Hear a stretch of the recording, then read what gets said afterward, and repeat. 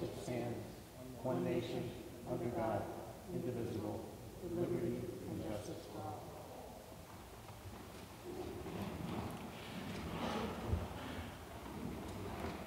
Okay, roll call, please.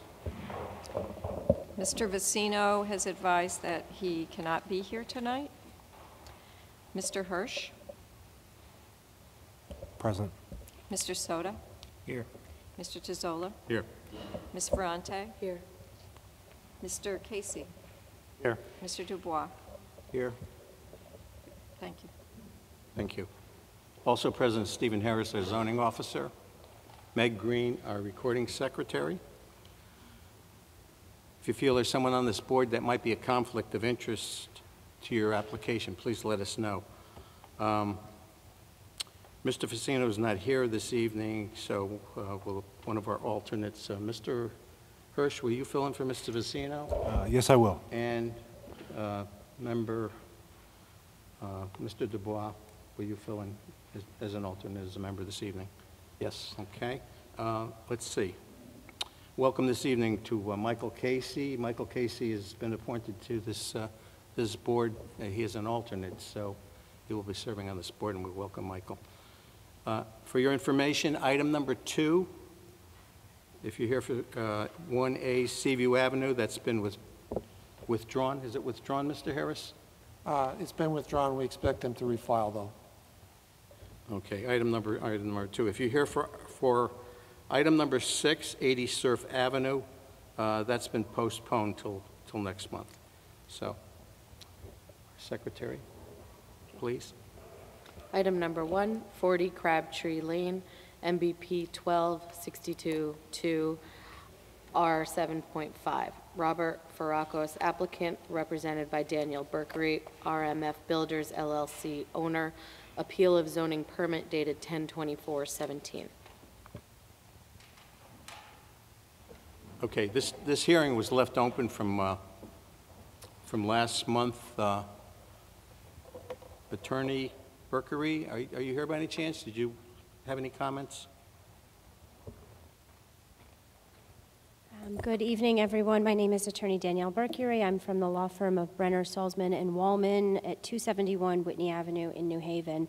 I did receive a couple of items yesterday. I received an opinion from Deb Kelly, dated February 12, 2018, a request for opinion on 40 Crabtree Lane. I'm assuming that the board is in receipt of this opinion as well? I have that, yes. You have it. Yeah, so. In addition to that, Attorney Kersaden also submitted a property owner's reply to our appeal, which he was kind enough to forward to me electronically today. I think that just to comment briefly on what was submitted by the city attorney, and with all due respect to them, Stephen Harris sent an email the day after the hearing and said, Mr. Soda asked if the board wanted to consult the city attorney to ask, and he underlined, how a lot line could be adjusted on lots that no longer existed because they were merged in 2001.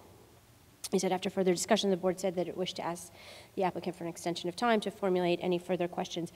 I read Deb Kelly's opinion, and it's glaringly void of an answer to that question. What she did do was seemingly cut and pasted section 2.3.1, adjustment of existing lot boundaries, into her memo. And she also stated that a challenge to the lot line approval should have been done by way of an appeal to Superior Court pursuant to section 8-8B. Stating that anyone aggrieved by an action of the Planning and Zoning Board may take an appeal to the Superior Court within 15 days of the date of the notice of the decision of appeals, and not to this board. And I think a similar sentiment, not surprisingly, was echoed in Attorney Kersaden's reply to our appeal. In addition to that, he also sent some copies of minutes from other meetings before this board, where the board decided not to hear an appeal of a decision of the zoning enforcement officer more than 15 days after that decision was made.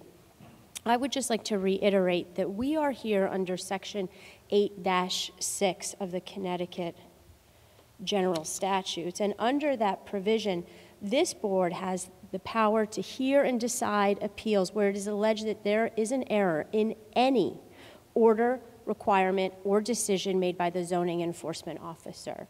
We are here within the 15-day period of time of Mr. Harris's issuance of the zoning permit for this lot in question.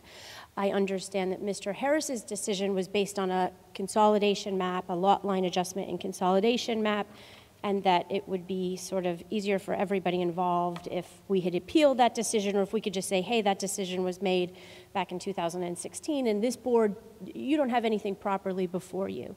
But I submit under 8-6, this board has the power to review that decision.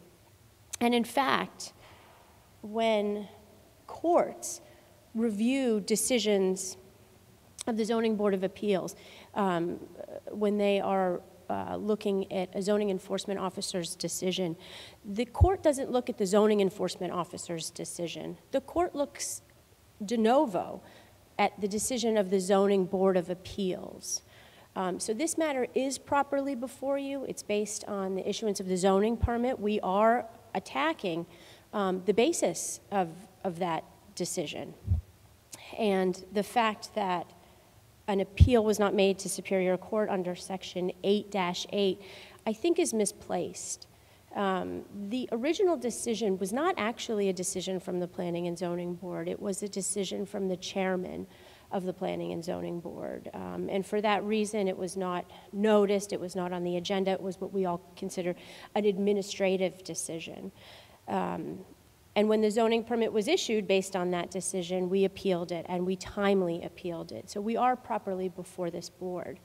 And I think, sort of to add to that, neither Attorney Kelly or Attorney Kersaden says anything about that underlying decision, where this board decided years and years ago that these lots didn't exist anymore. These lots were merged.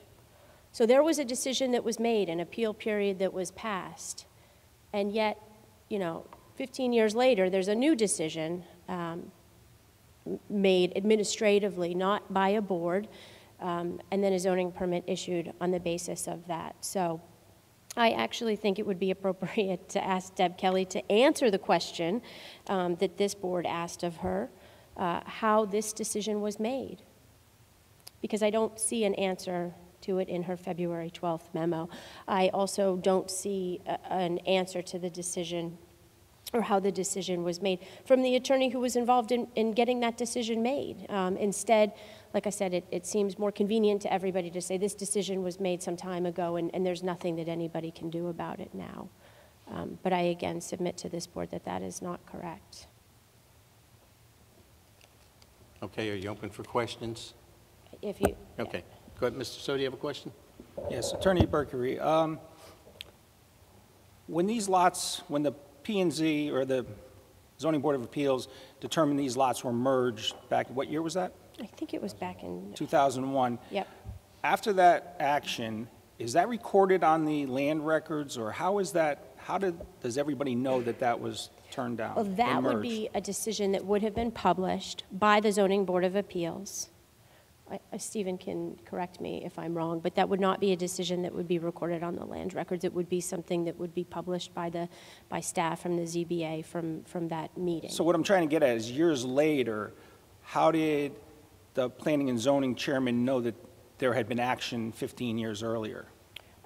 Probably in a similar way that I would have done, looking at a review of the file. In fact, when this application was made, the minutes and everything that was submitted to this board as part of this appeal was submitted to the staff and reviewed with, I'm sure, the chairman of the Planning and Zoning Commission. So a merger doesn't go on the land records like a variance does? That's correct. It would Okay. not. But it would be, the decision would be in the file. The decision and the minutes were attached to the applicant's request. Okay.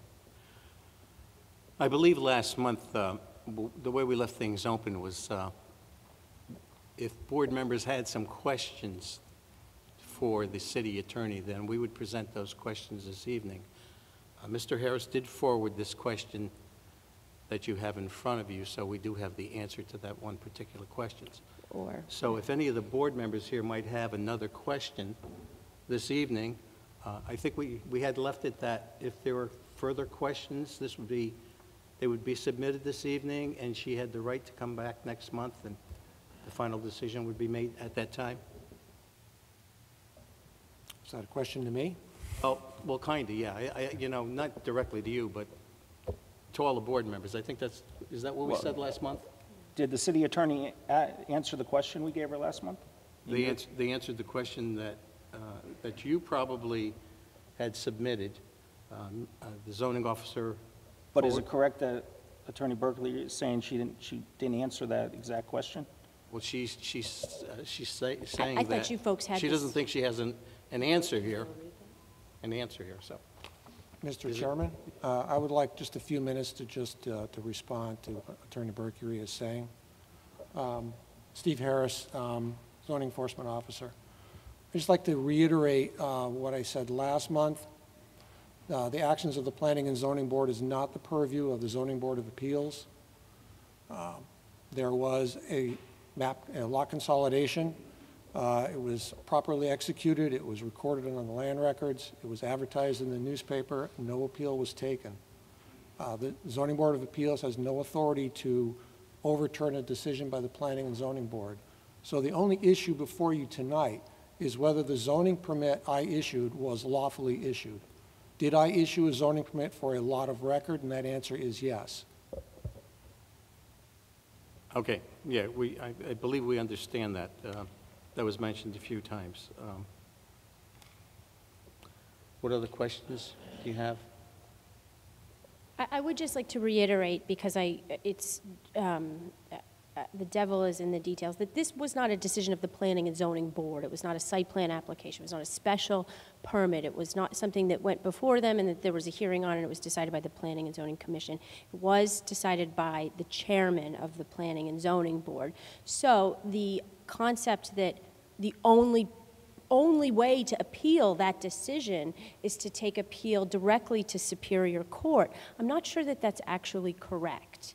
But this is an appeal of the issuance of the zoning permit on the basis of that map. I don't disagree with Stephen on that. Well, that also is a question. Why, in the first place, were you brought to this board to even appeal to us? If it's stated that we can take no actions, we cannot overturn anything that was done by the Planning and Zoning Chairman. Well, so it's like... Well, just because they keep saying it doesn't mean that it's true, and I will read Section 8-6A. This is the Connecticut General Statutes. So this is not the zoning regulations. All zoning to the towns flows from the state, and it says that the Zoning Board of Appeals has the power to hear and decide appeals where it is alleged that there is an error in any order, requirement, or decision made by the official charged with the enforcement of this chapter or under any bylaw, ordinance, regulation adopted under provision of this chapter. And I have an additional quote I'd like to read to you folks from a case called Astorita versus the Liquor Control Commission. And this is the courts talking about the purview, the jurisdiction of the Zoning Board of Appeals. We have frequently held that when a party has a statutory right of appeal from a decision of administrative officer or agency, he may not, instead of appealing, bring an independent action to test the very issue the appeal was designed to test. The essential purpose of a Zoning Board of Appeals, so far as its power to grant variances under Section 8-6, subsection 3 of the Connecticut General Statutes is concerned, is to furnish some elasticity in the application of regulatory measures so that they do not operate in an arbitrary, unreasonable, or confiscatory manner, or in any manner which would be unconstitutional. The power of the board to review an appeal under Section 8-6, subparagraph 1 of the General Statutes, any decision of the zoning enforcement officer, and under Section 8-7 to reverse, affirm, or modify that decision also supplies some measure of elasticity. This power is vested in a zoning board of appeals, both to provide aggrieved persons with the full and adequate administrative relief and to give the reviewing court the benefit of a local board's judgment. This isn't, we have no right to be here. This is your statutory role, to review Stephen's decisions. It might happen that people often are not here asking you to review Stephen's decisions, and instead it's for a variance or perhaps a cease and desist order, that type of thing. But appeal of a zoning permit is properly before this board. Okay, Mr. Hirsch, go ahead. Is there a time limitation to the appeal based on 8-6? So it depends on the municipality, and then it also depends on what an applicant does. So it's a 15-day statute of limitations, a short statute of limitations, just like an appeal of a planning and zoning board to court. And that can be somewhat elusive because it can be from the date actual knowledge of the issuance of a zoning permit, or if an applicant publishes the approval of a zoning permit, then the 15 days runs from that. In this case, we are within the 15 days from the date that Stephen issued the zoning permit. I believe the applicant published as well. I don't have that date right in front of me, but we are within that period as well. So we're within the 15-day statute of limitations from the issuance of the zoning permit. Mr. Soto? All right, I'm not a lawyer, but I'm going to try to get this out. What Stephen did, I think he's correct, because he just issued something on, what was done. But really, what you're trying to say is what the chairman did, because the lots previously were merged, is what needs to be, overturned or whatever. Well, Is that correct? It is correct that Stephen issued the decision on the basis of the map, and he's sitting here today saying that that's why he issued it. I'm not sure how much he knew about the prior decision or what role that played with the decision to approve the map. See, that's where I think the problem is before him, is how that got. But that doesn't mean that it's not properly before you folks. Yeah, but do we have any power to do overturn what the chairman did 15 years ago? Or?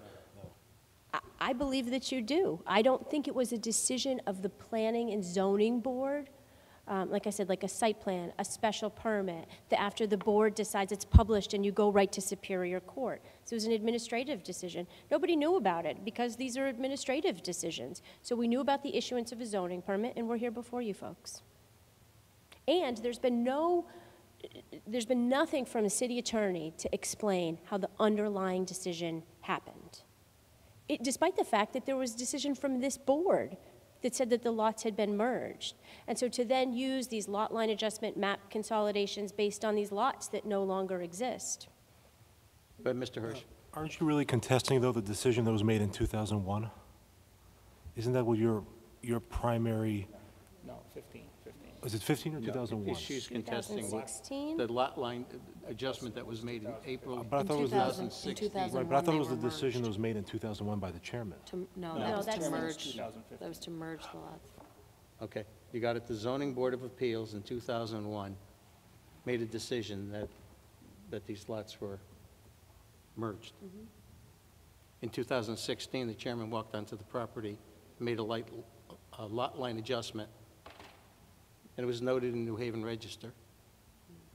And whatever, that's why we're here now. That was published by the applicant. It was not published, it wasn't published by the city. Like I said, it's not the type of decision or approval that would be on the agenda, that would then be published by the city. So nobody knew about it. We know about the issuance of the zoning permit on the basis of that decision, and we're challenging it. Mr. Chairman? Yes. I can respond a little bit. Chapter 126 of the general statutes, I don't know the section off the top of my head, states that actions by the Planning and Zoning Board can only be appealed to Superior Court. It can't be appealed to the ZBA. So all of the argument about actions of the lot consolidation back in 2016 or so is moot, because the issue before the board was a lawful zoning permit issued for a lot of record? And that answer is yes. 40 Crabtree is a lot of record via the lot consolidation map recorded on the land records. It's a simple fact.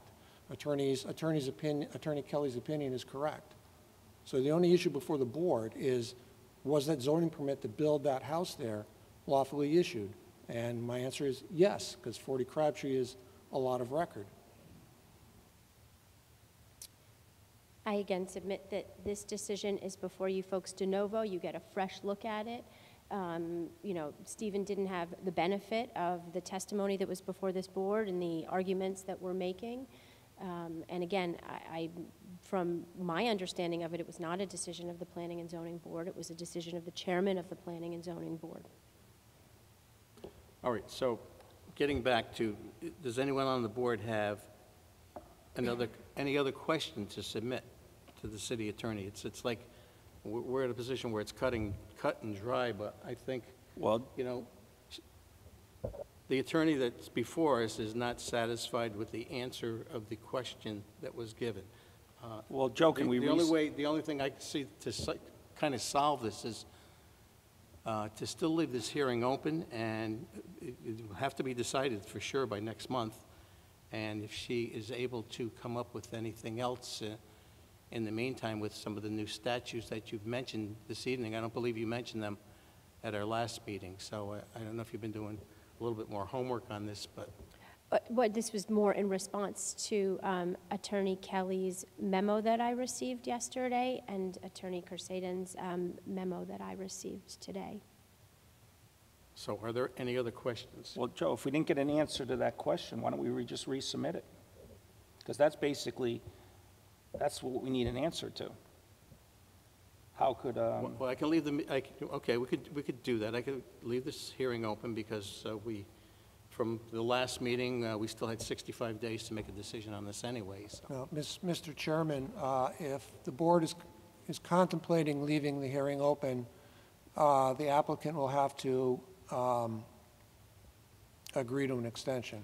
We will agree to an extension, and perhaps it might be helpful if Attorney Kelly or someone from the city attorney's office was here at the next hearing, and then we can discuss it further at that time. Okay. I don't need a motion to keep this hearing open. We'll just leave it open. Actually, the motion should be to grant an extension to March 13th. Okay. Motion to. I make a motion to extend this to March 15th. Second. All in favor? Aye. Aye. Any opposed? Okay. We'll leave this hearing open. Thank you.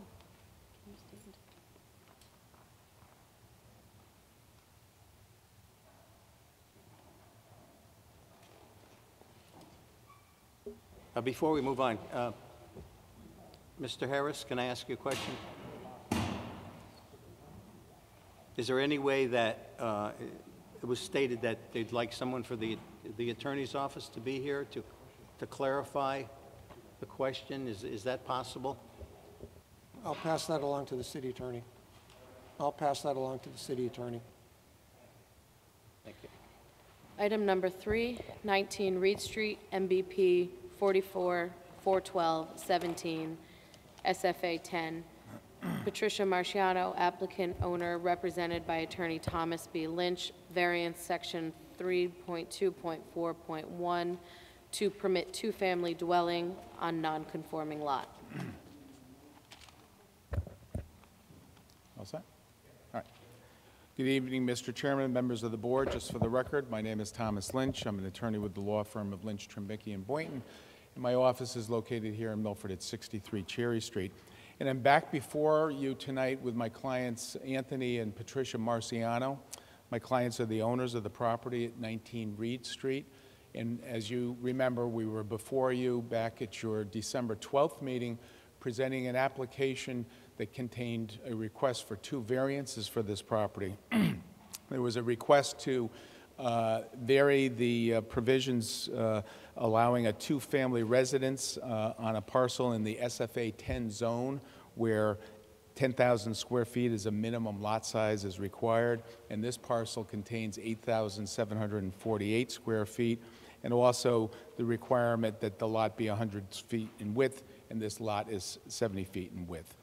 The second variance that we presented to you that night was a side yard variance to allow the construction of an addition on the, I believe it's the southerly side of the property, or actually the northerly side of the property, heading up Reed Street. And the board saw fit to deny that request and have us revise our plans, and that's what we did. The denial was made without prejudice, so we appreciate that. My clients saw fit to sit down with their architect. I believe Bill was the prime mover on the comments on the addition, stating why can't the addition be moved to the rear of the property. So my clients reconsidered their options, and they decided to come back to you tonight with revised plans that did just that. As you can see from the elevations and the floor plans that were submitted, the one bedroom with bathroom addition that was put on the side, encroaching the side yard to the neighbor to the right, that's now been placed. The deck in the rear of the property has been removed, and the addition has been placed there. We also heard comments about parking on the street. So the plans were also revised, as you see on the site plan. There's now an apron in the front of the residence to provide for parking off-street, off of Reed Street. So those are the two major revisions to the plans. We stand by the comments that we made to you back in December relative to the two-family use. I gave you a handout that showed the numerous two-family dwellings in this particular area, very close proximity to the site. I gave a long presentation of the background history of the property, how it had been used as a two-family residence. The owners prior to my clients who purchased it decided that they wanted to use it as a single-family residence, and now my clients want to convert it back to the two-family use.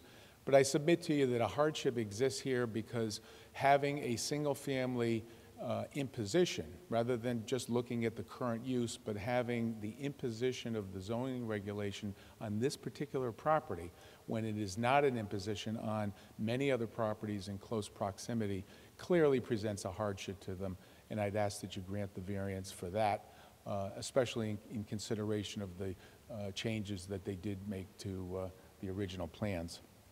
I really didn't want to belabor anything else. I think the issues were pretty clear. We had an extensive presentation to you back in December, and my clients listened to your comments and went back to their architect, and these plans reflect that consideration. Any questions from Mr. Lynch? I just want to say, I think you did a beautiful job. The elevations look nice. It looks like a single family, and I think the neighbors would be real happy with everything you did. And the other point I wanted to add, if you recall, prior to coming to you back in December, my clients had originally appeared before the South of the Green Historic District Commission and were denied their application. There were neighborhood comments made about the look of the structure, and it didn't conform with the area. You know, I take some exception to some of those comments as to whether or not they really were trying to usurp a zoning function in denying the project as it was. But be that as it may, after the denial from this board in December, they then went back with these revised plans to the South of the Green Historic District Commission, and they did receive an approval from that commission as well. So, When did they get the approval? Just recently? in January. January? In January. It was in the January meeting, yeah. Okay, so the historic district says it's okay. Yes, that's what, they have already issued an approval. Any other questions for Mr. Lynch? I'd just like to say that I also appreciate that this new application has eliminated all of the setback variance requests from last time. You really took to heart everything that we were saying, and I appreciate that. Well, I have to be honest with you. I, as you know, appear before you on a regular basis, and many times I go back with the clients after these meetings and I say, listen to the comments of the board members, and if you really want to develop the property, you have a choice to make, and not make these changes or make them and come back in. So we likewise appreciate the consideration from the board. Okay, anyone else speaking in favor? If you're speaking in favor, please come forward. Anyone here against? Anyone against? If you're against, please come forward. Mr. Chairman, I just want to note that 2 letters of opposition were received in the office this week.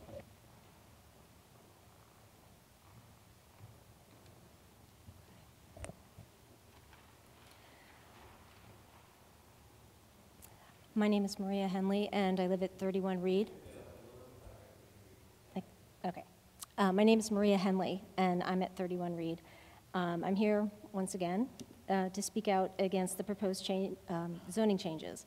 And, you know, the concerns about the parking were made, and they were appreciated at the last meeting. And I'm seeing now that there's a second driveway to accommodate cars, but it doesn't change the fact that 19 Reed is on a lot that's zoned too small for 2-family residence. And according to the zoning today and when they purchased the property, the house is conforming. And a change to non-conforming would be for the profit of the homeowners. I'm hearing something about a hardship. They just didn't go into detail about that. I don't know what that's about, but it's, you know, I understand that they want to rent it out as a 2-family residence, but they should have purchased a 2-family residence. This house is, we really care about our street and the values of our homes. It's a beautiful street. We all are trying to improve it. And another 2-family, just, it's not in the best interest of the neighborhood, and it's not going to be an improvement. And I would just ask that you know, consider the opinions and the feelings of the neighbors and not grant this zoning for another 2-family on our street. Thank you. Thank you.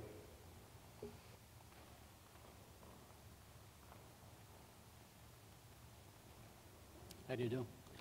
Michael O'Grady from 32 Reed Street, and I am opposed to the addition of the bedroom, additional driveway, and conversion to 2-family house. Reed Street's a small street, very narrow. Basically started from the mid-1800s to 1900s. Houses were built. They were all single-family, and the majority of them still are single-family, not a majority as 2-family. Out of the 15, I think there's only 5 2-family homes there. And the lot is too small. We've already determined that. Basically, you're going to have a house that's going to run from the front of the street all the way to the back. It's required for 10,000. They've only got 610. It's also not wide enough for another driveway, I believe. I believe you need 100 feet. They've only got 70 width in the front. And I believe it also requires a tree being taken down.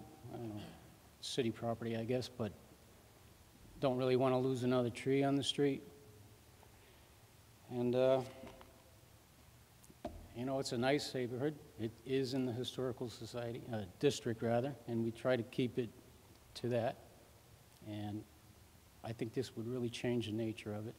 The driveway itself wouldn't help parking on the street. Actually, it would end up shrinking the available parking on the street and make it a little tougher, if anything. And a hardship, I really haven't heard of hardship. The house has been empty now for 10 months. They've never lived there. I don't know what the intent is, really. So, looking at it from a responsible growth and development, attractive built environment, and preservation of Milford's unique character and natural environment, I just don't see it, and I'm opposed to it. Have any of you seen any of the plans on how things have changed? When we were at I know you're against it, but it's at the historic things have changed district meeting, drastically. we saw part of the plans. It did not include a driveway. That was not mentioned. My wife actually went down and got a copy of it later, which is how we found out about the driveway, which, so now you're going to have a house and driveways. That's all you're going to see in the front. But yes, I did see the plans, and I still just don't think it fits. We have side yards. The side yard is 27 foot on one side. What is it on the other side? 23 and 20. The variances that they were looking for last month have been eliminated. That was for the addition of The addition was to be on the side, if you can recall. So and there's property to the rear, so everything went to the rear. I mean, I'm not trying to talk, I'm just want to state a couple of facts to you. You know, I can see your point on, you know, being against it, but again, maybe we could even put the plans out and you can take a look at them to, I have seen them. Okay. Yeah. Okay. Yeah. And I do understand the actual bedroom went to the back, which, you know, all these lots are the same size. So anywhere you move it, it's going to be encroaching on somebody's side, back. This is actually going to impact people on Rogers Ave. it's not going to affect the side yards at all. It's all. The addition, no. The driveway, yes. Okay, but you were looking for off-street parking, and now that it's been provided. That is like a net neutral. Okay. Yep. You know what I mean? If All two right, people well, thank move in you. and they park there, Yep. it eliminates somebody else being able to park on the street. Okay. We have a couple other questions, if you don't mind. Go ahead. This house used to be a two-family, so I'm hearing a lot of concerns about the congestion in the neighborhood due to additional occupants and additional cars, but it used to be a two-family. So can you speak to the congestion prior to this becoming a single-family? They're just asking to restore what has been. So how is a double-family house going to change the neighborhood when it previously was a two-family house?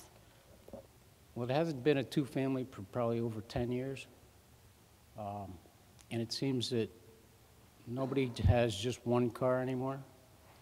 We have a two-family diagonally across from me that's a two-family, and there are a minimum of, I'd say, 7 to 8 cars on the street, up and down. You can't be positive what it's going to be, but it's going to be more.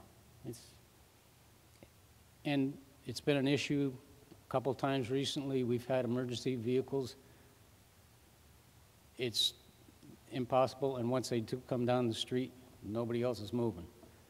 Snow removal, the driveway on one side of the house, you're going to be throwing snow into the neighbor's yard or out into the street. It's too much and too small. Okay, did you have a question, or just? Well, I just want to let you know, too, that even if that remained a single family, they could legally put that addition on.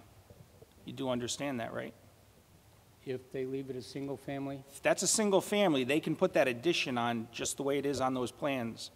You do understand that, correct? okay, Okay. Thank you. thank you.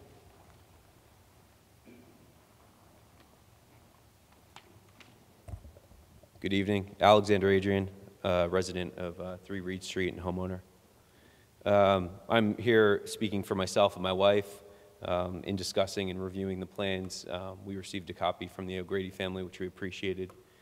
We took a look and understand some of the history, the recent history between different homeowners in the town. And one of the things we outlined basically three points. And the first point for us in opposition to the proposed variance was that the charm that we find in the neighborhood and what makes the neighborhood and builds on Milford's attractiveness is that, you know, there's this crux of the downtown, the historic districts, and the water. And so, you know, we're able to kind of play that role of the beautiful neighborhood kind of situated within that charm where residents can take a walk from the water to the downtown, walk around, feel comfortable, visitors even. The plan proposed for 19 Reed Street to include adding a second driveway, cutting down a tree, and carving up a historic house into rental units is, to us, antithetical to that charm that we find in the historic district. So we think it can negatively impact the attractiveness of the neighborhood for future families and other long-term residents, and therefore lead to a decrease in home and property values.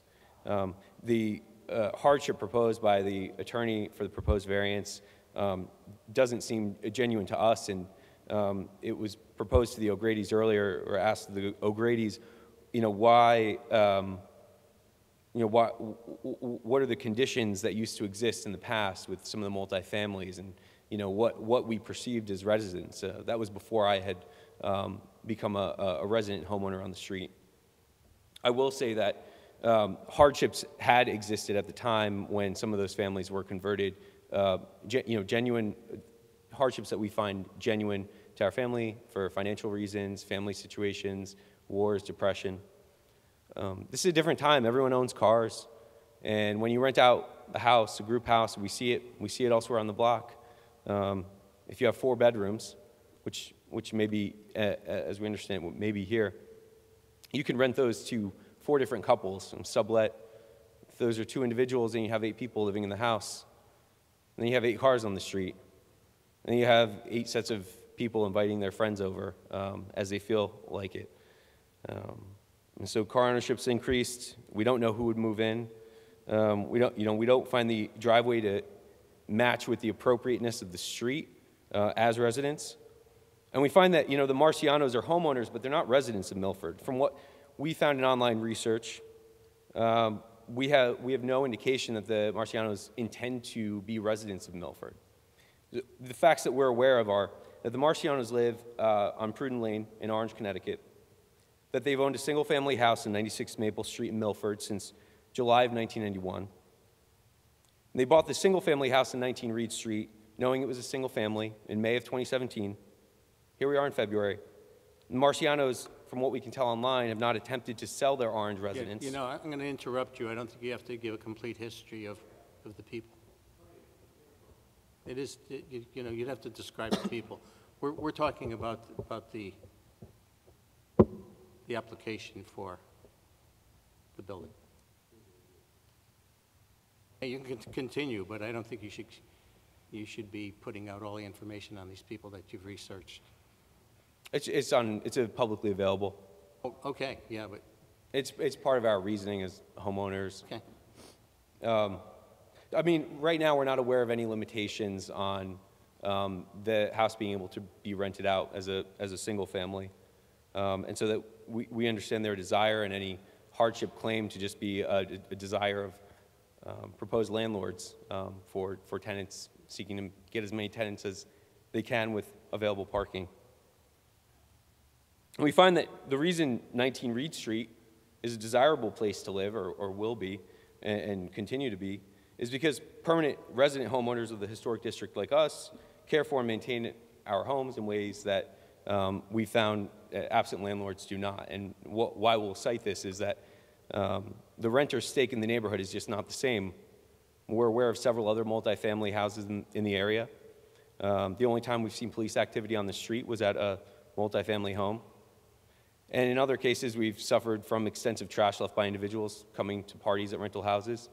And we've never seen any of the renters cleaning up. We've only seen permanent resident homeowners conducting any cleanup mornings after. So we think that, my wife and I think that approving this variance would unfairly prioritize the financial gain of non-resident investors over the quality of life of long-term investments of permanent Milford residents who've chosen to live on Reed Street to enjoy and preserve its unique historic charm. That's it. Thank you. You're welcome.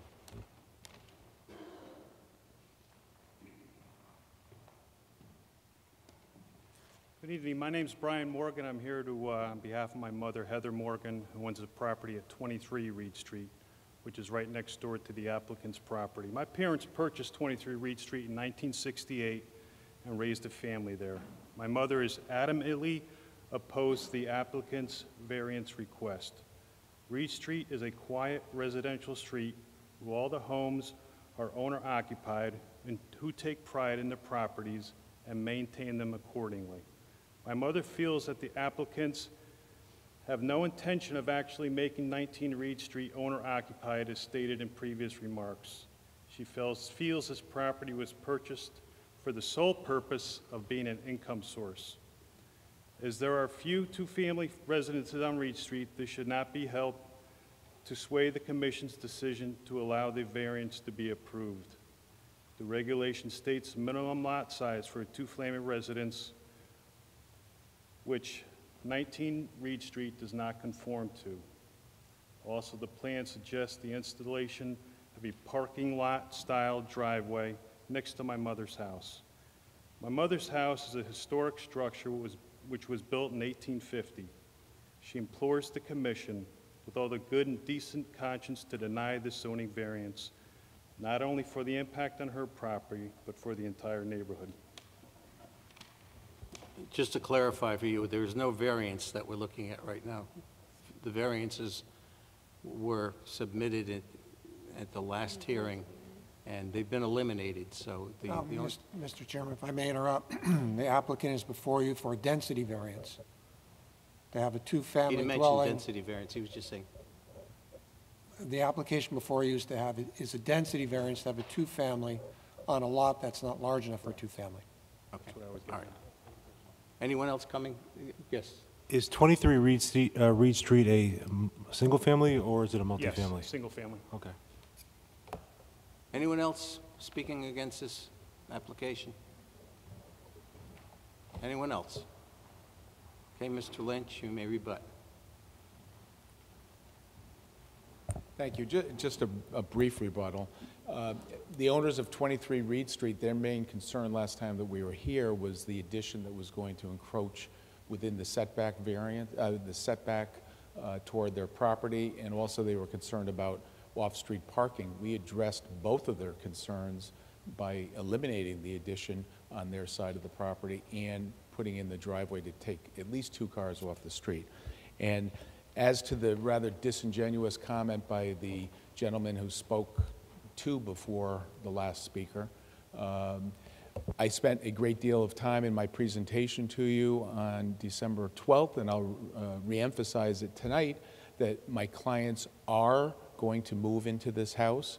They bought this house with the intention of renovating it so that they could move into it, and they wanted to have the one bedroom with the other upstairs as the other unit that they would rent out. But there's no question they are going to, upon renovating the house, move into the house. And that's it. Thanks. Mr. Lynch, Mr. Soto has a question. Attorney Lynch, just a couple questions. Was the house originally built as a two-family? The house was originally a two-family, yes. It was, so when it was built, it was a two-family? Back into Okay. the 1800s, it was a two-family. And what year was it converted to a single-family? We think it was converted to a single-family residence by the owners who bought it prior to our client, and that would be approximately 15 years ago. 15 years ago? Right. Okay. I don't And have what my year was- notes from and- the December meeting, but And I what year think was the house built? it was built in the 1870s. Okay. So, majority of its life, it was Do- two families do- except for 15 years? Do the math, Okay. right. Any And other questions? the apartment upstairs was just a one-bedroom? There's going to be 3 bedrooms. There's 2. No, the second floor apartment? One upstairs and 2 downstairs. So 2 bedrooms downstairs and 1 bedroom upstairs? Correct. Okay, thank you. Yep. Any other questions? No, okay, this hearing's closed. Right, thank you. Well, we looked at the new plans. They made a lot of changes. The fact that it got by the Historic Society is, it's been approved there. That if they were against it, then, you know, I think we would be more against it. But what are your thoughts?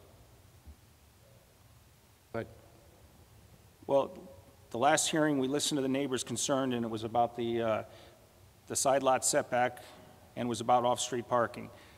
These applicants addressed both of those things, and it's only a one-bedroom apartment upstairs. It's not like they're adding 3 bedrooms, and the whole house is only going to have 3 bedrooms in total. So I think they did a great job, and I'm in favor of it. any other comments? I like that the side yard setback variances have been eliminated. As for the parking, I mean, it is off-street, but it does eliminate on-street parking in that area that formerly existed, so that's kind of a wash. Okay, any other comments, or we need a motion? We need a motion. I make a motion to approve.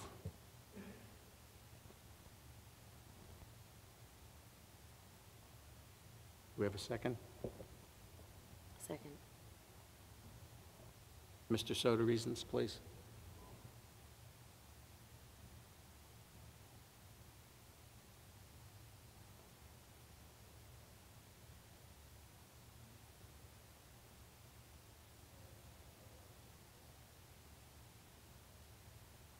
hardship is based on. It was a two-family previously, and going back to that.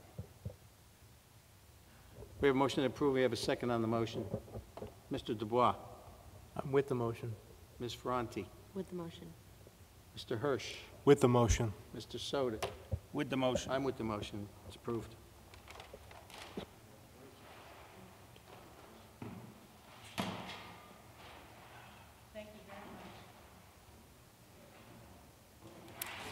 Item number 4, 1698 Boston Post Road, MBP 109, 804, 10, 12B. CDD 5, 1698 Boston Post Road, LLC, applicant owner, represented by attorney Thomas B. Lynch, variance of section 4.1.7 to permit fence 8 feet high where 6 feet is permitted. Good evening, Mr. Chairman, members of the board. Again, Thomas Lynch, representing 1698 Boston Post Road, LLC, and its managing member, Ed Fedor, who's here with me tonight. Mr. Lynch, would you pick that microphone up? For some reason, it's not too loud tonight. How's that? Is that better? Yeah, see if that's any better. Thank you. Is that better, Meg? Can you, yes, can you please restate the owner's name? Sure. I'm here tonight representing 1698 Boston Post Road, LLC, and its managing member, Edward Fedor, who's seated behind me here. I've known Ed since we grew up together in the Forest Heights neighborhood. I'm not going to tell you when that was. But Ed and his wife Joyce have owned Milford Jeep for many, many years. It's a family-owned business. Joyce's father started the business back in the 1950s, and they enjoy a wonderful reputation here in Milford, operating their dealership on the Boston Post Road. And this particular property is property that they purchased some 2 years ago, and this is the first step in the administration process, basically going through this board and the Planning and Zoning Board for site plan review and a special permit to relocate the used car portion of the dealership to this site. There is still some discussions as to whether or not there may be additional uses that are on the more southerly site that may move up here as well, such as vehicle repairs. But what we're presenting to you tonight is the site plan that Ron Wasmer from Connecticut Civil Group has put together for the presentation to the Planning and Zoning Board for the application for the special permit and the site plan approval. So those of us who have lived in Milford many years, I think you know this property. It's the former Post Road Motor Inn. The actual motel building was to the far western end of the site, the northwestern end of the site. That building has now been raised. The Fedors are currently storing cars on site. This is all part of the process of making the application to the Planning and Zoning Board, because you actually need the special permit in the CDD 5 zone to be able to have either vehicle storage or to have vehicle sales or vehicle repairs on this property. So the first step is coming before this board with the application that we presented to allow the security fence that's been installed along the rear portion of the property, along the residential section, to basically the northwest quadrant of the property. Coming in off of the Post Road, if you reviewed the site plan, it shows the area in the front that's going to be reserved for future development. There's discussions with various retail or restaurant chains that may want to come in and construct a building or a pad on that portion of the property. So that's shown on the plans as future commercial development. But what we're before you tonight, and then moving on to the Planning and Zoning Board, is the development to the rear portion of the property. If you've been out to the property, you see that there's a large number of cars that are being stored there now. It's adjacent to the Costco parking lot. And because of the nature of the cars being stored there, there's sort of an anomaly under the zoning regulations as it relates to fences. 8-foot fences with security wire are permitted through permit in the LI zone or the heavy industrial zone. But even though in the CDD5 you may have uses that are basically the same as a limited industrial use, such as offices, or Milford Automatics, which was located across the street for many, many years from the Jeep dealership. We actually need a variance to be able to have an 8-foot high fence with the security wire on it, which is something that most car dealerships in their storage areas do have. So we've shown that along the boundary line. I know that some of the neighbors have also raised concerns about the buffer.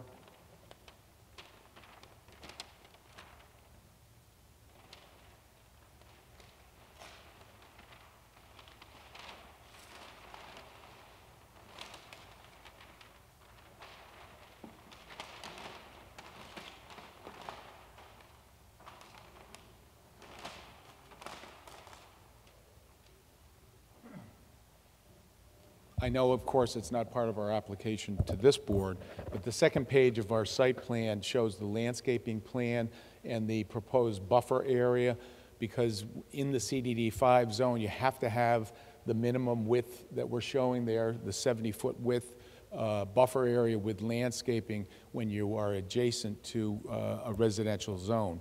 So the concerns were voiced to the zoning office relative to the nature of the buffer that we're proposing.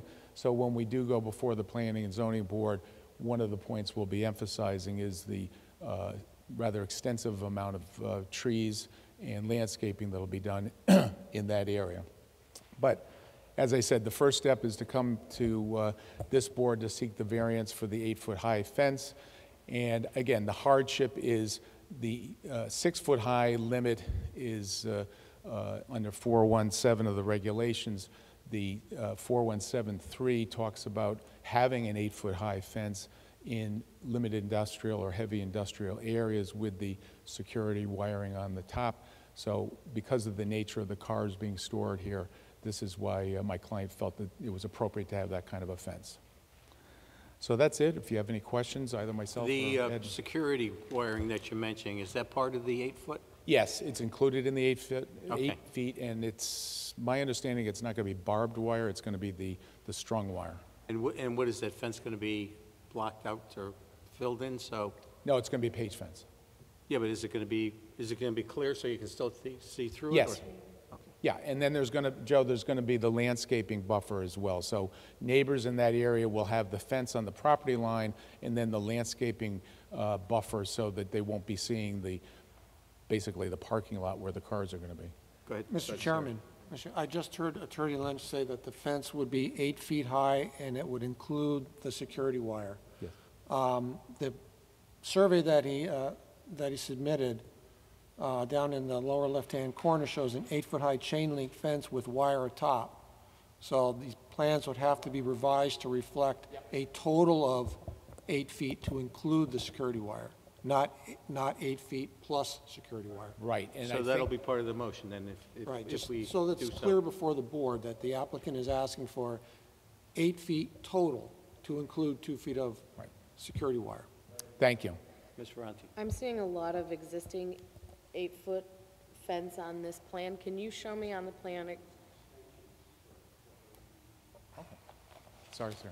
can you show me on the plan where precisely you're adding 8 feet? Because I see a lot of it already, going along the back side here. Like this is 8 feet all around. It's just what's there now. This is basically the variance request to allow that to stay. Oh, so what about this section here of 6-foot stockade fence? That's along the Costco property. That's on the other side. So that's not getting changed? No, because that is regulation conforming. 6 feet is conforming. Yeah, 6 feet's okay. I know, but that's not what we're asking to change. It's just to reinforce the existing 8-foot fence? We're not Yes. replacing anything? Okay. Yep.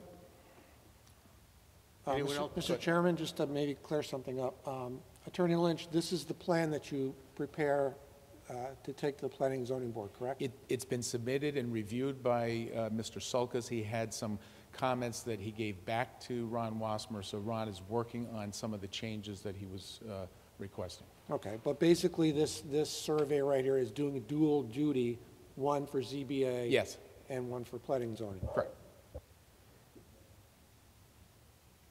Any other questions? Go ahead, Mr. Soto. Attorney Lynch, so where the 6-foot stockade is, the 8-foot's going to butt up to that, and then, or is there 8 feet going to go behind it also? No, it's just going to butt up to it. The stockade is going to be along And this then on Costco's driveway side, it says 4-foot chain link fence. So if you're looking for security, why do you have a 4-foot on one side and 8-foot with wire on the other? That's kind of what I was getting at with my question, Bill. Right, sir, if you're going to have to give us your name if you'd like. You can speak. You can speak. I'm Ed Fedor. I'm the owner of the property. The 4-foot fence is Costco's fence that was there, and we came up to it along that side and picked it up on the other end behind Goodwill. I understand that, but if you're not going to put your 8-foot behind the 4-foot, No, no. well, then anybody can just jump. What, you're putting it in for security. Now somebody can jump over a 4-foot Costco has fence. cameras, and the lot's quite open. What's In that? the back, Costco has cameras, and it's a little more secure. Wow. And there's a hill there. In the back, it's woods. We put a black fence up so you can't see it.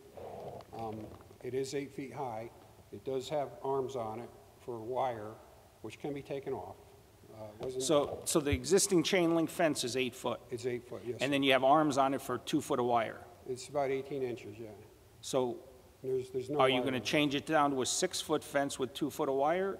No, the wire. Or are you just gonna thing is take the just arms off and- are there. We could take those off. So you're just going to do an 8-foot chain link That'll fence, be 8 feet, no yeah. wire? Yeah, there's no wire there now, just the Okay. arms. And we only did that in case we have a problem later What's on. confusing is that Ron had the legend here showing the Right. 8 with the 2. Yeah. So it's just going to be an 8-foot chain link fence, That's what's no right there additional now, wire yeah. height? Okay. That's it. Okay, any other questions? Is there anyone else speaking in favor? Is there anyone here opposed to this application? If you're opposed, please come forward. My name's Frank Tomasic. I live adjacent to the property at 124 Tumblebrook Drive. That to the rear of that property, sir? Correct, correct. Before this came about, there was, like you said, the Post Road Motel. And at that time, there was all pine trees. I've been there 20 years. Now, for the past, let's say, 2 years, it was taken down. Actually, 2016, around Thanksgiving time. And they took all the trees down, and now I could see everything, like they said. And I'm not against them putting up the fence, because I understand that part, okay? But I would like slats put in the fence, okay, so I don't have to see it. And secondly, I don't want to see any wire, okay, or any jagged wire. It doesn't need to be there. If it doesn't need to be on the Costco side, why does it need to be on my side? Okay, and then the second thing is, does it really take this long to plant a tree? I mean, does it really take this long? Maybe it does. I don't know. I do different things. I do type of construction. Doesn't take this long to do that. These are new owners, I believe, on the property, though, so maybe they're going to be addressing that. Aren't they new owners? Well, they're addressing it, but we wouldn't even have the situation if the trees were left there. There were trees. I never heard noise. I never had dust. I never had the sight of headlights, anything at my property. Now, that's all I say. I hear all the noise, so moving forward, when they do, you got to prove for this fence, okay, and that's fine. But they put it up without even pulling a permit. I didn't know you could do that, but I guess you could. I would like to have the trees planted sooner than later. I don't think I'm asking for much, but that's what I'm asking for. Okay, so we're addressing the fence with a variance. And Correct. this is going to go So what I would like, Planning and Zoning Board, and I'm sure they'll be looking at all so of what that. I would like is the slats put in the fence, okay? And I don't want the wire on top. I believe they already said there's not going to have any wiring on top. No, they said they're going to have, they're looking for the wire on top. They already put the arms on the poles. Put it this way. They said they're going to take the whatever's Okay, there. so what they did is they did it ahead of time, and now they're asking. That's all I'm saying. So just be aware we can't do things ahead of time, there's a way to do things. Does that make any sense? Yeah, go ahead, Bill. Okay, we already addressed that. He said he's taking the arms off. It's just going to be an 8-foot fence. I don't know if you saw the landscaping plan here. I did, he gave me a copy. Okay, and then, so, I know that, I'm not arguing that. listen, if they take the wire arms off and they put slats on the back on Tumblebrook side, you'd be happy? For this part, yes, and then as long as they follow the landscape plan, I'm fine. Okay. But you know what, I lost value in my house. Not that it means anything to you guys, but I have kids in private school, and you know, when I went for my loan to do a refinance, I kind of got screwed for some. You know what? So that's kind of upsetting to me. So I'd like to bring the property back to where it was. And I'm not saying that I have any beautiful, glamorous house at this time, okay? But just bring it back to where it was. That's all I want. You could also address a bigger buffer, you know, taller trees or wider arborvitaes or something. I saw what he has, and that's At fine. the- But I wanted to address At quicker the than... Planning and Zoning Board, you know? Correct. I mean, and that's fine. I just want it quicker than, you know, sooner than Okay, later. so to sum this up, kind of, it's like, we're going to either approve the fence or not approve the fence. It is going to the planning and zoning. If I was you then, with your concerns, I would make sure that you plan on attending that meeting, and at that time, whatever else they're going to be offering to the property Like I would said- probably be addressed. Like I said, just, I don't want the wire on top, put the slats in, we'll go with this time, and that's fine. The next thing is, please, just follow the plan of the landscape, but sooner than later, that's all I ask. Go ahead, Mr. Lynch. Frank was in my office. I gave him a set of the plans a number of weeks back. I think what he's sort of verbalizing is the somewhat slow movement of applications in this town, and I won't belabor it, but what I'm saying is, we did have a site plan. It was reviewed by zoning. It took a while to get back the city planner's comments. It then went back to the engineer, and I've explained this to Frank. But the fact that we're here tonight getting this done, we're set to go right into planning and zoning right after this. And the buffer that's provided on these plans will take care of Frank's concerns. I'm quite confident of He that. also said that we're not concerned about his property. We are concerned about your property. We try and help everybody out. I should have said that way. I'm concerned about my property. I just like things done quicker. I don't like the way things move around here. It's too slow. I mean, it's ridiculous. I mean, come on. That's a 2016 it started. That's a different department, This is sir. 2018. We can't control what the city does. But they got to speed it up. Anyone else speaking, anyone here opposed? Anyone else opposed? Any further questions, or we're going to close this? So, okay, this hearing's closed. Okay, we're addressing the height of the fence. That's the issue. Well, I think we should address make sure it's an 8-foot chain link fence and 2 conditions, no wire on top, and to install black slats on Tumblebrook side. Hey, why don't you put that in the form of a motion? Any other comments?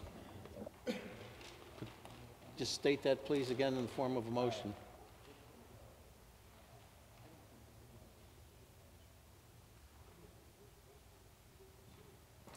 All right, I'd like to make a motion to approve with 2 conditions. The first condition will be to install black matching slats in the chain link fence and to take the arms off the top. The maximum height of the fence will be 8 foot, and take the wire arms off and no wire allowed on top. Second. A motion to approve, we have a second. Mr. Hirsch. With the motion. Mr. Soda. With the motion. Ms. Ferranti. With the motion. Mr. Dubois. With the motion. I'm with the motion. Pass. Yes. Yes.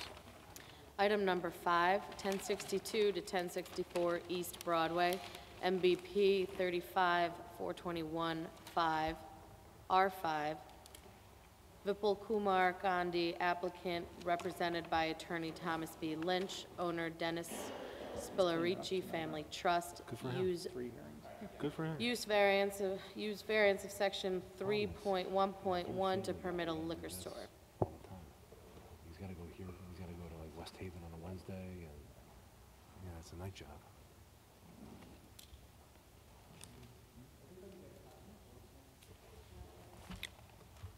We can bring that a little more forward, maybe. I have other copies. Yeah, because we have a copy of that.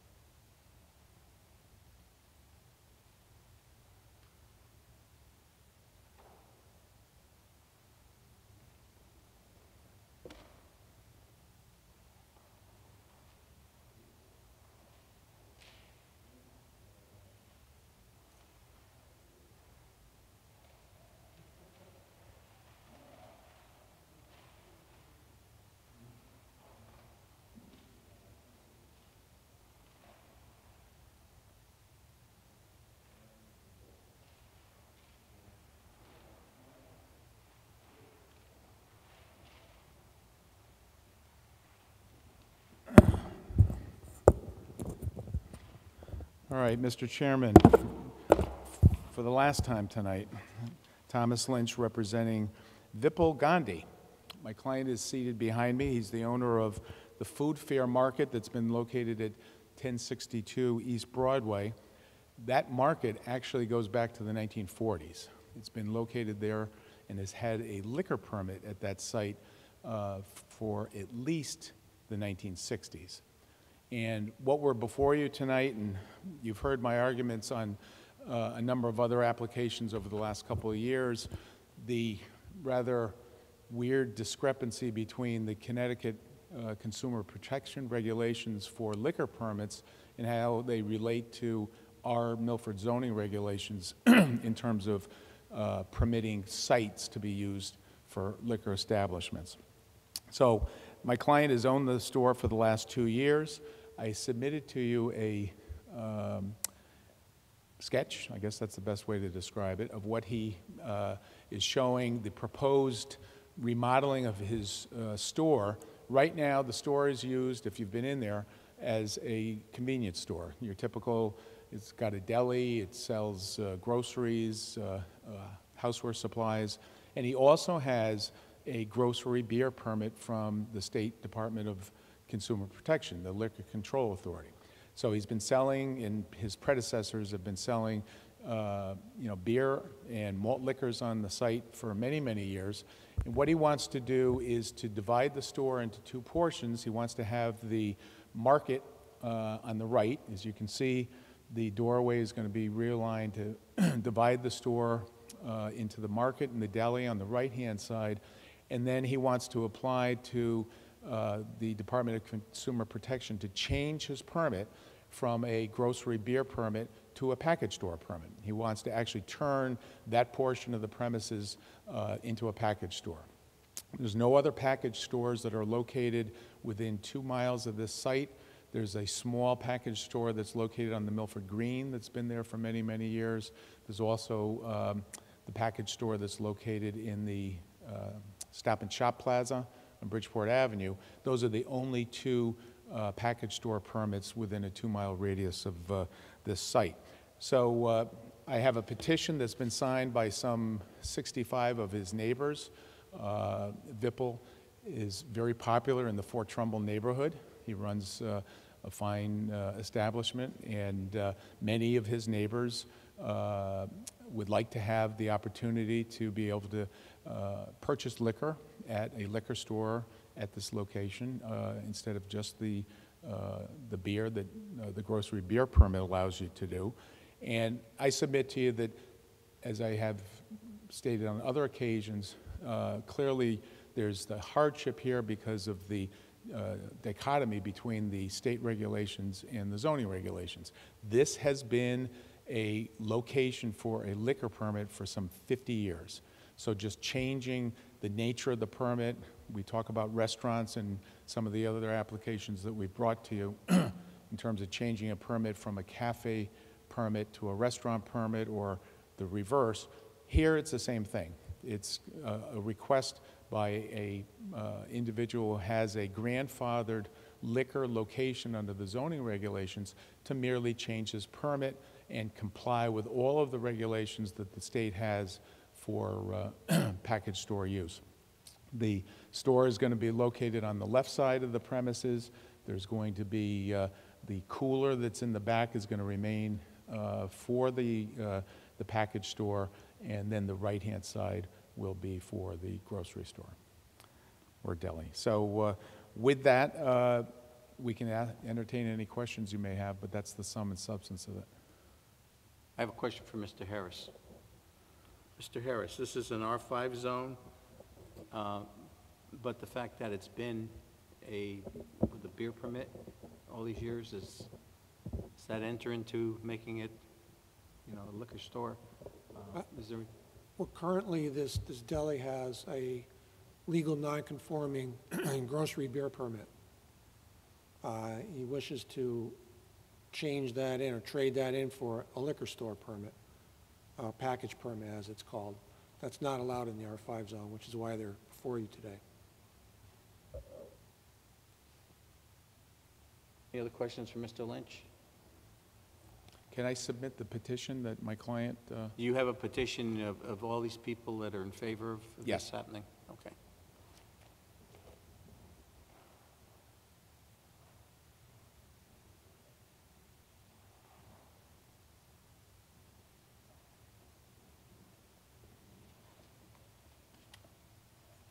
Mr. Soto, if you have a question. Attorney Lynch, if it's an R5 zone, technically the whole store is not allowed in that zone, correct? That's correct, right. So it's all non-conforming? and It's all non-conforming. I mean, I know that store's been there for a long, long time. I believe that if he wanted to put an addition on to the building and just expand the deli, that Mr. Harris would tell him that he would need to go before you and get a variance to expand a non-conforming use. But he's not expanding it, it's all just internal? It's all internal. It's whether he's selling beer or if he's selling a Not bottle that this has of anything to do vodka. with it, but that 10'6" for that store is a little narrow. Well, believe it or not, we're just seeking the variance for I know the, that, for the I use. know. You know that liquor control comes in, and those guys have their own set of rules, and he's got to make the building compliant with their rules. If you recall, when we're talking about restaurants and cafes and partitions, and you can't walk, children can't walk through, you know, the restaurant to get to a bathroom, they have their own set of regulations for that stuff. And I also explained to him that he's liable to comply with all the Milford Building Department regulations. Anyone else speaking in favor? Is there anyone here speaking in favor? Is there anyone here opposed? Anyone here opposed? Any final questions? Okay, this hearing's closed. Okay. What are your thoughts? Well, you got 65 neighbors that signed a petition in favor of it, and that store's been there for a long time, and it's a residential zone, and I mean, I know it's a popular store, so I don't really have a problem with it. I don't have a problem with it. Same reason. Okay, we need a motion. Mr. Hirsch, you look like you're in deep thought. What do you want to say? We'll welcome your comments. I'm trying to think about where this is located. It's on East Broadway. Is it's by the yacht club? Okay, yeah.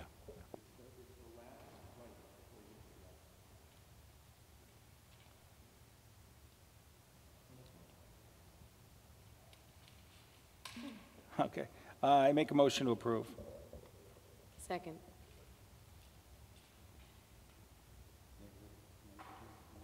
Yeah, there's no, based on no opposition, it's been a neighborhood store selling beer for, since the 60s. That's the hardship. We motion to approve. We have a second on the motion. Mr. Dubois. With the motion.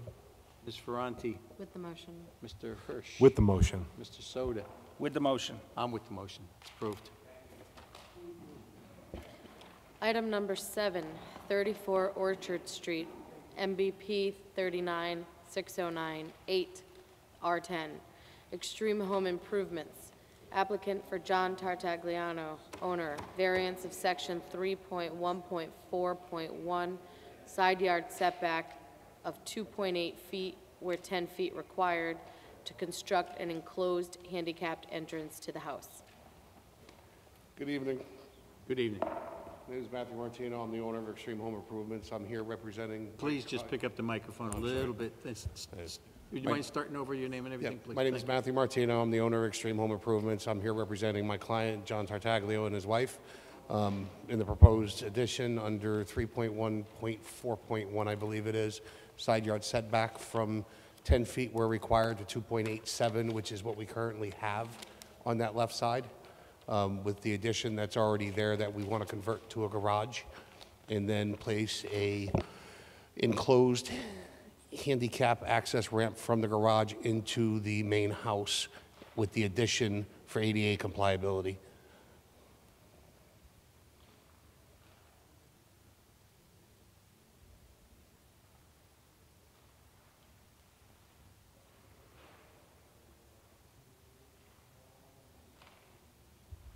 You're moving the driveway? Is that what you're doing? Right now, they have two parking space, a gravel space out front for 2 cars, which isn't conducive, obviously, for the homeowner with the wheelchair access, stuff like that. So we're moving it over to the left-hand side. As you'll see where it's shaded on the left-hand side, there's an addition there now that's being used as a bedroom. And we're going to convert that into a garage for access.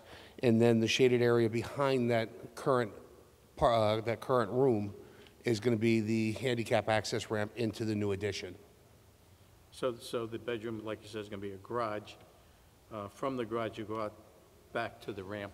Yes, sir. Okay, all right. Any questions for this gentleman? You looking at, do you understand what's going on? Okay. Go ahead. I assume the neighbor has no objection to this? The neighbors just sold their house on that side to an investor.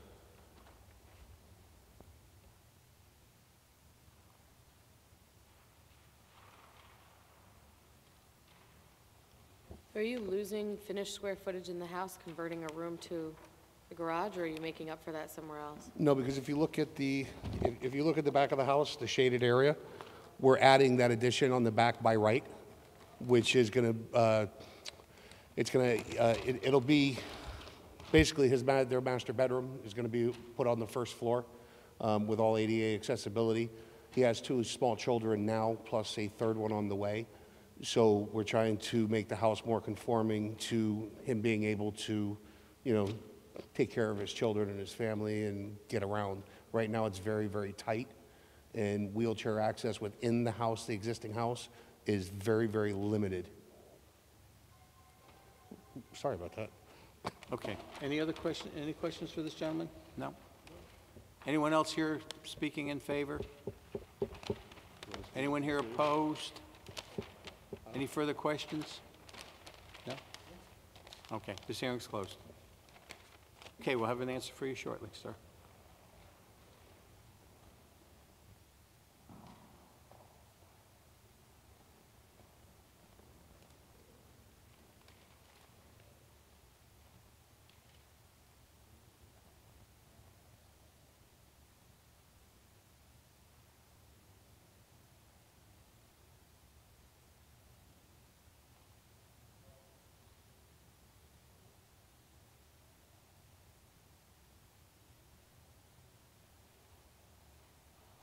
Okay, what are your thoughts?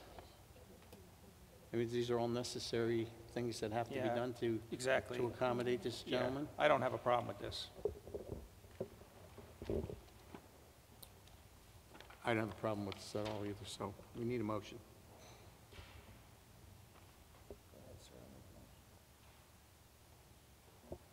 Make a motion to approve. Second.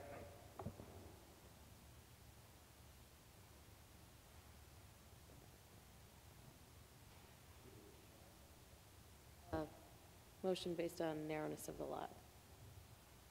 Okay, we have a motion to approve. We have a second on the motion. Mr. Dubois? With the motion. Ms. Ferranti? With the motion. Mr. Hirsch? With the motion. Mr. Soda? With the motion. I'm with the motion. It's approved. Thank you. Okay, good luck. See you next week, Steve.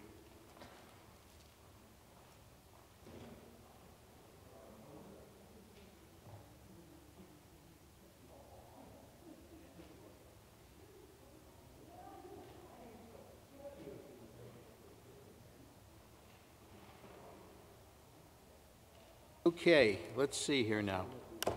New business? New business? No? Old business? Staff update? No? Actually, I have a quick question.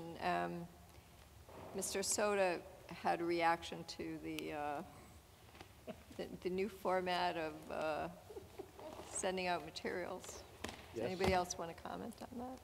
Well, Meg, it's nothing against you, but I'm kind of spoiled the way you treated us for all these years. Now I got a bunch of paper where I had folders with everything.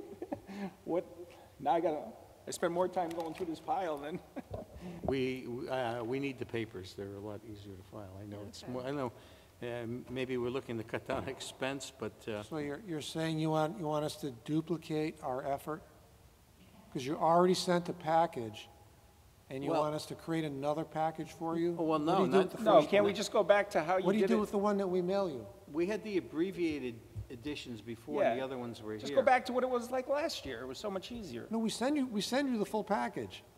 No, you just sent us a You sent small it- copy of it. You sent us a No, copy. but it was You're a full sent an package, agenda just and a smaller full copy. package, You get and then the full-size night of the copies. hearing, No, we never Meg had is all the- kind enough to reproduce that in a smaller format.